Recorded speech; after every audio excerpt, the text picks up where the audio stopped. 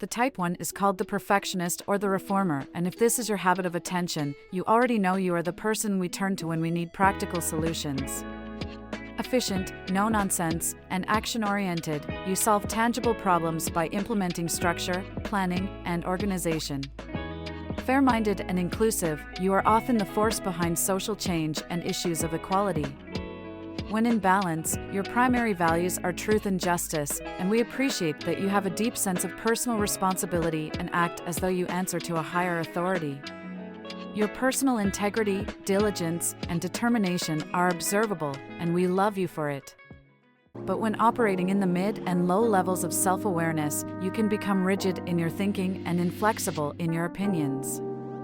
You become emotionally contained, close-minded, detached, and at times robotic with workaholic tendencies. You lose touch with your kindness and compassion, and as your inner critic becomes louder and harsher, you respond by becoming even more hardworking and serious.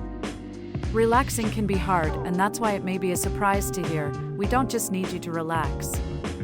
To be your highest and best version of yourself, we need you to play. What is play? Play is engaging in an activity for enjoyment and recreation rather than for a serious or practical purpose. Why play? Let's explore 5 reasons type 1s can benefit from less work and more play. It helps to quiet down your inner critic. Your inner critic is loud, and it is probably the central obstacle that blocks you from sustained happiness. From how you make the bed in the morning to how you craft an email to your boss, that voice in your head is relentless, beating you up for all the things you could be doing more correctly. The rest of us don't really appreciate how harsh your self-talk can be. But when you play, the critic has nothing to say. Play can't be done correctly because if you are doing it right, it is goofy, pointless, and enjoyable. You remove the ammunition from your inner critic when you engage in proper play. If you need help remembering how to play, let toddlers be your teachers. Scooping sand, playing with clay, stacking blocks, and watching them fall, this is all play. Play can be more sophisticated too, like a free-form pottery class, throwing paint on a blank canvas, or flying a kite. Just make sure it isn't too intellectual or skill-oriented. The play we ask from you is messy, pointless, and lots of fun. It is a form of meditation. Did you know that belly laughter can have the same neurological effects as meditation?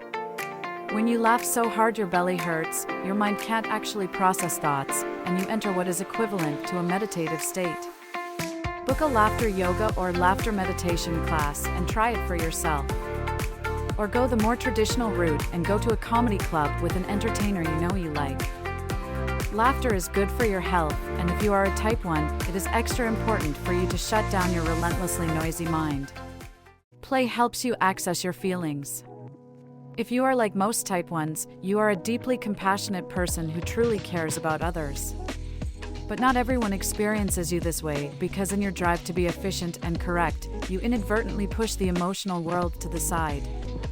Like a freeway on-ramp with limited space for merging cars, until efficiency and correctness are flowing smoothly, the emotional world is forced to wait in line. This makes you unavailable for emotional issues, and that's a shame. We know you have a big heart. When you play, you soften a bit and relax some of your rigid thinking. The need for efficiency won't feel so dire, and a bit of daily play can bump the world of feelings up a few spaces in the traffic line. Improvement still might get first position, but the emotional world won't be left far behind. It helps foster connection with others. While we love your ability to solve problems, sometimes you seem remote, distracted, and unavailable for the human side of life. When you goof around with us, we see your humanity and connect with you on a deeper level. Wrestling with the dog, playing tag with the kids, dancing around the house with your boyfriend, these are all ways to play that help you connect to us on a more heartfelt level. We already know you care, but when you play with us, we feel seen. Play helps you access the best version of you. Your growth path is to go from critical mind to curious mind, and eventually to compassionate mind. In your compassionate state of being, you see perfection in imperfection and are able to leave things just as they are. It's a long journey, but you can accelerate the process by adding more play to your life. With play in all its various forms comes curiosity, which is often the first step towards compassion. For a serious-minded Type 1, play can feel like a challenging task.